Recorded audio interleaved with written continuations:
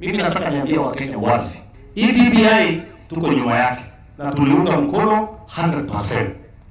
Lakini hii BBI bado tunataka tuombe Mungu afungue Wakenya macho wajue hii BBI ni BBI ya kuunganisha Wakenya ama hii BBI ni BBI ya Raila Odinga anataka kutembea, kwa sababu hatakingi araba ya kanisa penye watu wako, anataka namna ya kutembelea pesa ya Wakenya na kusanya watu na kutenga watu, ili tujue hii BBI ni ukweli ama ni uongo.